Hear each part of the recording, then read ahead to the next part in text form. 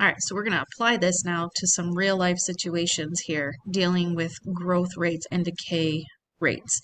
So we're going to look at what's called in math simple and compound interest. We'll look at compound interest first.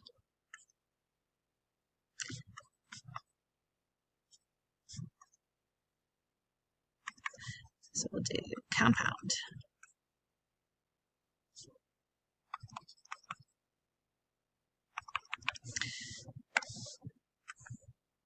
All right, so for example, we've kind of done some of these things before, and without even realizing it, we've been doing compound interest. So let's say we start with a bank account or a coin collection worth $2,500. Let's say it grows at a rate of 5% each year. What we would like to do is find out how much is there at, let's say, 2 years. Okay, so what we would do, since we know it's growing at a rate, we know it's exponential, so we have this y equals a times b to the x power, where we have y equals a, our starting amount. Well, we know we start with 2,500 times our growth rate. This is your growth rate, but we need to turn this into a growth factor. So we have the 100% of what you started with plus the 5% gives you 105%. And as a decimal, this would be 1.05. So I'm going to multiply by 1.05 to the x power. Well, they want to know how many is there for 2 years. So I would put into my calculator y equals 2,500 times 1.05 to the 2 power, because I want 2 years. And then this would give me my dollar amount. This would tell me how much I would have at the end of 2 years, which in this case, if I do a little bit of math, you get $2,756.25. So this would be your ending balance. But you're actually using in math or in real life what we like to call the compound interest formula.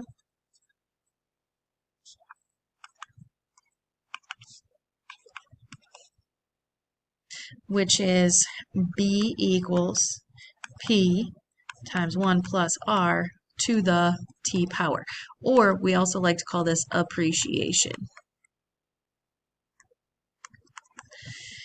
where b is your balance after so many years. P is the principal, or the dollars we start with. 1 is your 100%, R is your rate, and T would be your time, how many years, how many days you want to look at this equation for. So if we look at this, it's the same thing we just did. However, your formula kind of takes into play the 100% of what you started with and turns it into decimal like that first.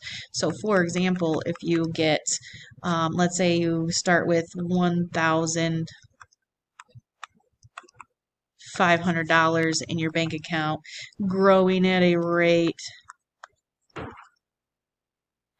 of 4.2%, and we want to look at year 5. We would then use this compound interest formula. So let's say the balance is equal to your principal, which we started with $1,500, times 1 plus my rate, which is 4.2, to the, as a decimal, so 0.42, to the 5th power. And then if I simplify this, I get 1,500 times 1.042 to the 5th power, which gives me a lot of dollars, $1,842.59. Now on IXL, they might ask you, okay, well, what was the interest that you got? Well, the interest is just how much money did you make, I guess.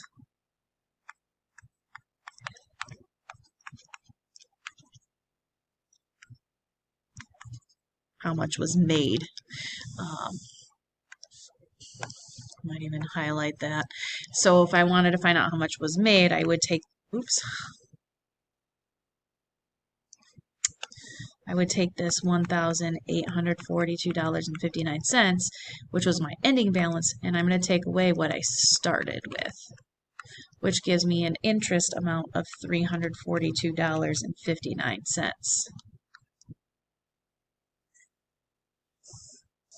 Of course, we can talk about what's called like depreciation, where the amount goes down. Like if you buy a car, as soon as you drive it off the lot, the dollar amount that your car is worth depreciates. So we're actually looking at the formula where we're using exponential decay. So B equals P times 1 minus R to the T power.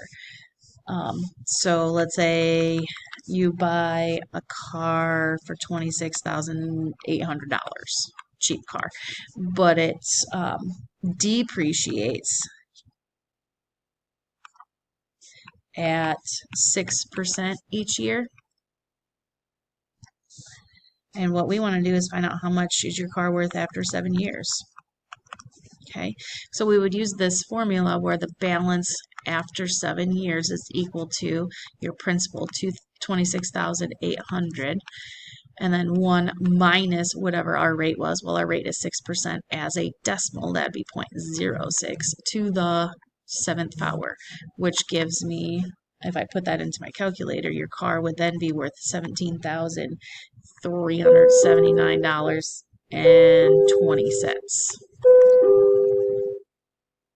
Okay, so that's compound interest. You might actually hear simple interest as well. So let's take a look at simple interest. All right, highlight that. Simple interest. Simple interest has a formula as well. You might hear I equals PRT, PERT. So I happens to be the interest. Oops.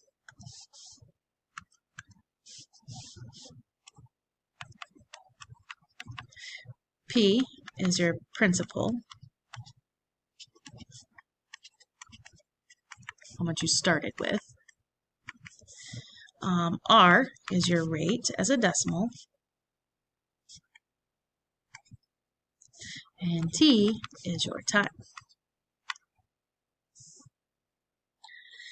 So let's say we have, I don't know, $80 to start.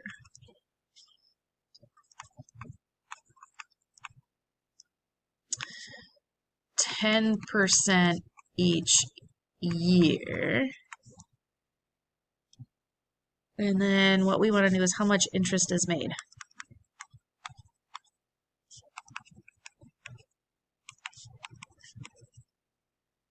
At year 10.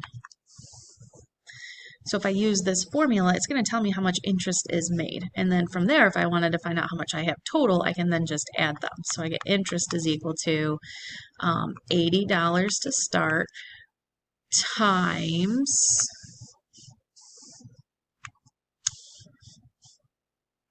my rate is a decimal. My rate is 0.10 times the time, which would be 10. Now, if you put that into your calculator, 80 times 0.1 times 10 gives you 24. So this is telling you that you've made $24 in interest.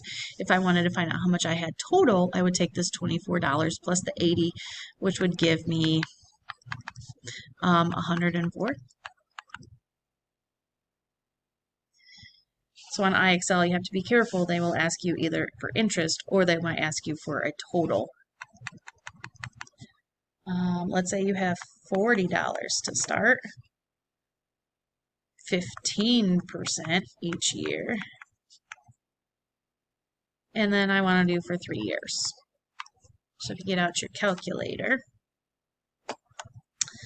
we'll use our formula. I equals my principal, 40, times my rate as a decimal, 0.15, times 3 years. So the interest would be 40 times 0.15 times 3. which gives me 18. And again, if I wanted a total, I would have to take the $18 I had in interest plus the $40, which gives me a $58 brand new total. I made $18 in interest. So, I think what I'm going to have you do now, I do have a worksheet that we're going to have you do for an assignment. And then once you're done with your worksheet, we're going to do some IXLs. IXLs are not due for a while, but we'll be adding more to them later. So, for IXL, we'll have you work on K, 9, and 10.